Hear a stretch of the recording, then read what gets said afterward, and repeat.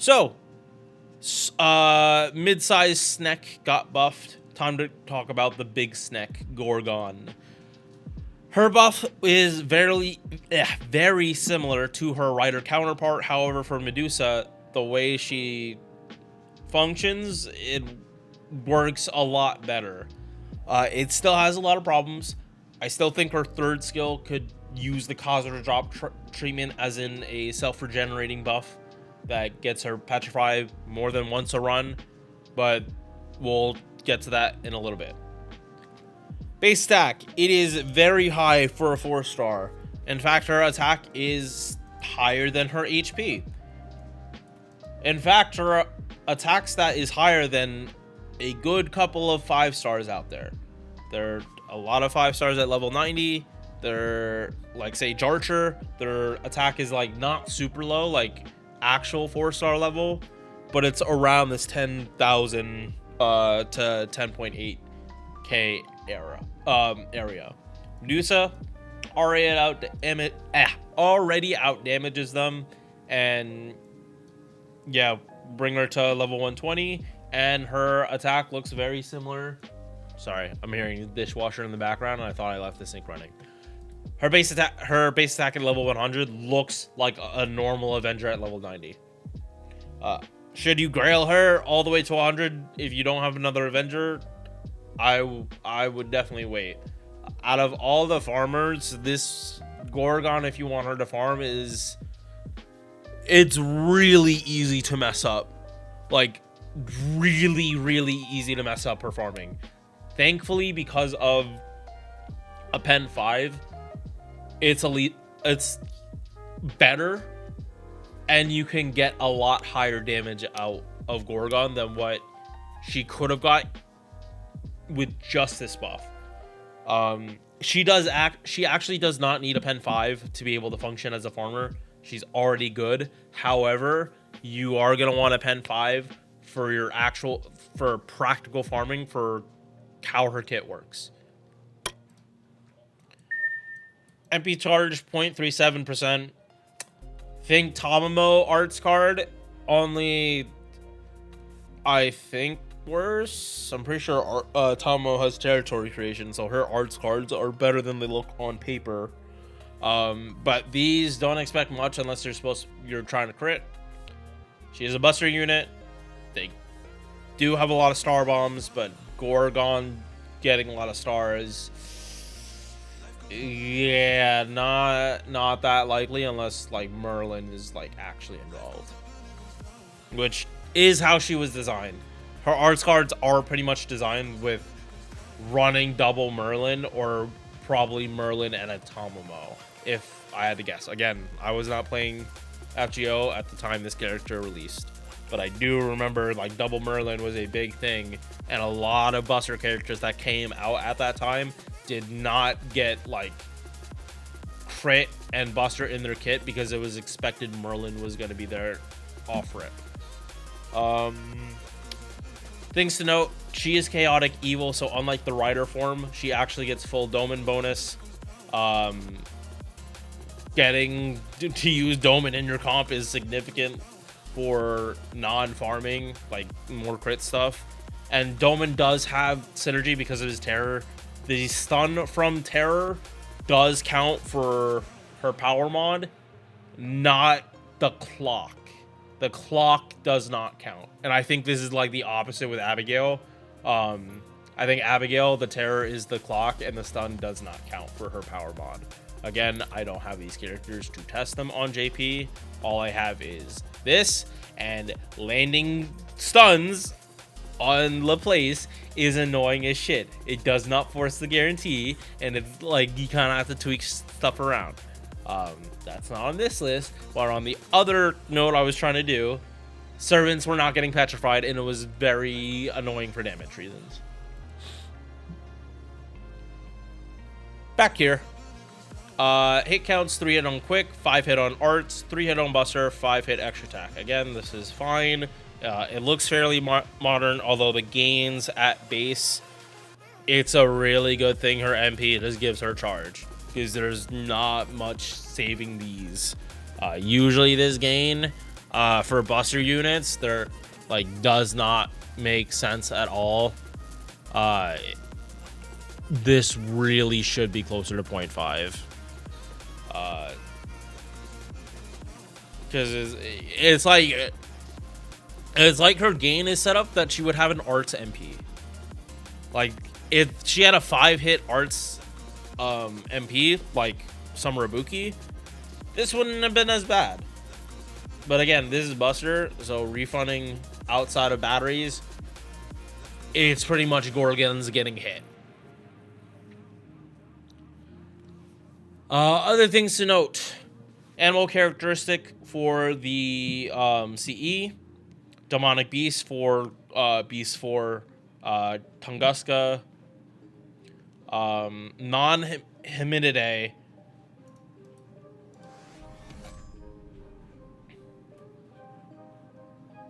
Oh, no, sorry. I was confusing this with a different one. Yeah. I was thinking non-Himididae is non-humanoid. Non-Himididae literally means these servants are not human, and I'm pretty sure they were never human to begin with. Let me just look at this to find a counterpoint.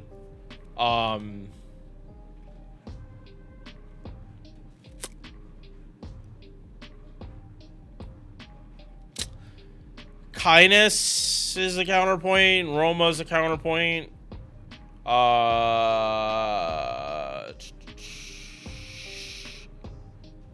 Is Gaetia not Solomon?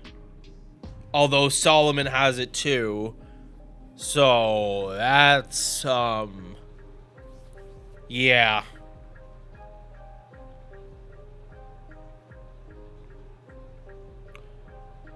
Like TLDR, for the most part, non-Himididae means they were never human to begin with. But there are just a couple exceptions with it, and even Kindness and Grand Roma can kind of be explained. Although I'm probably not the best person to do it. And certainly not in this video. Alright, so, first skill. This is probably the thing you need to be most conscious about while you're farming. 50% attack, 4 attacks, 2 turns. This means you cannot pop this on turn 1. Otherwise, your damage is so much worse. Unfortunately, this is one of Gorgon's earliest buffs. And it was like... Let's see. Strengthening 1. 11. 4th anniversary. This is before Castoria. And I believe right after Scotty release? No, yeah. Da Vinci Rider. So the meta had been Scotty for over a year. So Merlin was definitely a thing. But Castoria was not a thing. And neither was Vitch. 2 years before Vitch. 4 attacks, 2 turns. Break bars. This worked when break bars really were not as big of a thing as they are now. Especially Super Recollections. You are going to use up this so quickly. Now, do I think this is better than Ibuki's?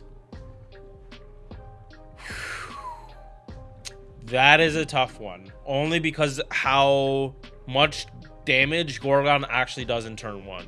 So I'm actually going to bring up the farming for this. Gorgon, starting with cranking and just getting the Vitch Buster buffs, does 40,000 neutral damage. In comparison, and this is this is no power mod at all, not main attribute. I think Gorgon's actually doing... She actually has a negative modifier, so like this is even lowballing her damage as much as possible. In comparison to other Buster Avengers, Mount Nobu and Spishtar, she's getting out damaged. But again, she didn't pop any of her own buffs besides the power mod that you cannot activate on turn 1. That was it. So turn 2 is when I actually double pop this skill. This skill is on a 5-turn cooldown. So with Atlas, or not Atlas, in Vitch farming with a pen 5, you can pop this twice in the same turn. It's why the damage literally goes far. Okay, so this is with the power mod, but it's why like the damage just straight up doubles here. It goes from 40,000 to 80,000 because now Gorgon has 100% attack. When she MPs, she only uses one stack. So that also means if you clear second wave and you get a full Buster Brave chain for the next turn, both those Buster crits will get the full Buster value of the card. Her extra attack is not going to get the buff, but I think MP Buster should be enough to kill in most cases with Gorgon in that case, along with most other like Buster farmers too. Like if it comes down to that, their Buster crits hit as hard as their MPs. Don't forget about that. Like Buster crits with Vitch hit very, very hard. Oh, sorry. Small thing about star weight, but if you're using Vitch, like this literally doesn't matter. You'll get more from Vitch in the first place. Second skill, here is the buff. Guts, 1 time 5 turns. It was 1 time 5 turns for 7 turns. And it was 50% crit damage too.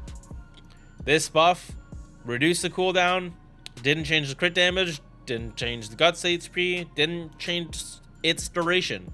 But, like I said earlier, power mod against immobilized enemies, meaning they are stunned, charmed, pigified, put to sleep.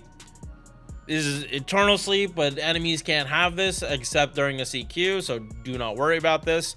Or card or attack seals, which again, you do not see these in farming for you, the player. The enemy is not going to have this unless it's a gimmick. So in general cases, don't worry about like these 5. It's like these 4, and it's mostly this one that you even focus on with Gorgon. 30% battery lets Gorgon do farming. She kind of was already able to do like Scuff double Oberon, but now she's actually able to do double Vitch Oberon. And it helps her out so much more that her attack buff is as high as it is. This is a very stupid attack buff, and if they buff this skill to give her like actual Khazra drop treatment, like chance to stun along with like a card buff, yeah, like she will start not competing with the AoE Buster Avengers, like maybe Spishtar, but Spishtar isn't dedicated Buster. Ain't no way Gorgon's touching Mao Nobu on Mao Nobu's niche. Like, I'm giving Gorgon a little bit of a glaze, but I want to be very, very clear. Mao Nobu is a far better farmer, far easier too.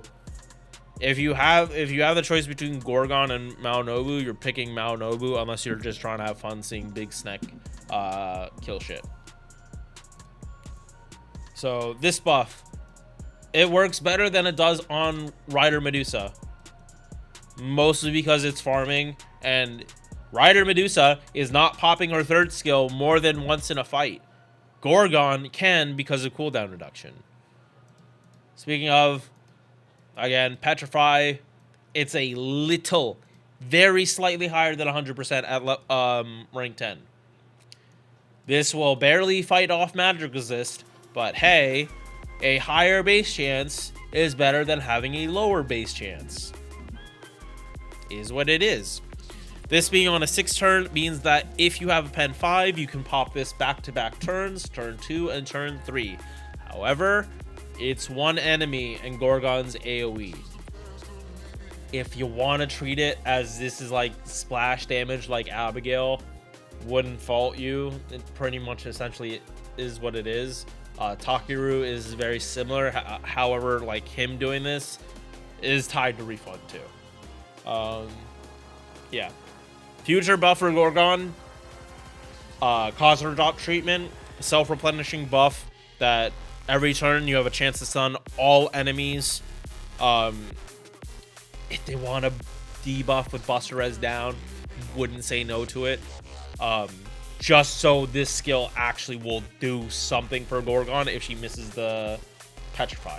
Otherwise, the skill does nothing. Like, if you're fighting any of the Sakura 5 with their stupid magic resist plus god assistance combo, they have plus 35 magic resist. Still good luck on landing. Like, this still has a problem landing even on servants that have like 10% magic resist. Like, it still brings it lower than 100%. So, self-replenishing, Buster Res down or something else, for consistency's sake, and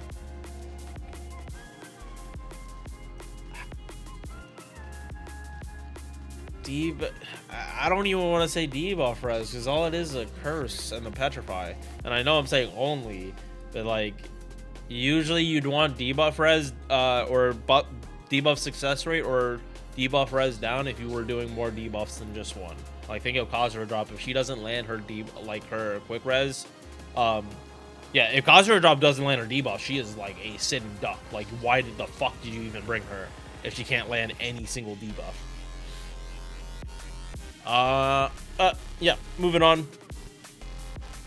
Again, counter to this is run Doman and then, or someone else that can stun, and then you don't have to worry about this as much. But relying on terror for a power mod like this is not smart if the servant does not have power mod against terror. Oh, yeah, actually, that's something I should have brought up about Abigail. She's chaotic evil and Doman, so you have double terror. But you'd probably just space that out anyway. Passives. 18% MP gen when she takes a hit, and 8% debuff res down for the party, including sub members. This is pretty much only really important for Karen, counts as a debuff, and gives her a free 20% attack buff, whether she's using Black Rail or not. Oblivion Correction for 6% crit damage, 3.8% gauge per turn. This is a pain point because Gorgon is basically 1% away from basically being a 50% looper. They screwed her over. It's annoying, like, I've seen posts about this, and I do agree, like, this is a fucking middle finger. Like, she refunds 18, like, basically 19%, no, 18% off her MP with rounding. So it's not gonna round up to 100%. She's going to stop short every single time. It almost makes it a necessity for those other charge per turn CEs that she also happens to be on. Like, I know one of the tower events, there's a CE with Gorgon on it, and it does have charge per turn in it. It was one of the tower events, and I thought that CE actually wasn't terrible. It's been a while since I looked at it, though. But yeah, this is annoying. If they can do something to make this feel better, awesome. Otherwise, it's kind of just there. For farming, you need this. For more explosive farming, you definitely want this. Otherwise, you can still get this. By the way, this is what her farming numbers look like with her getting this done, by the way. Pretty sure she did land it. Yes, she did.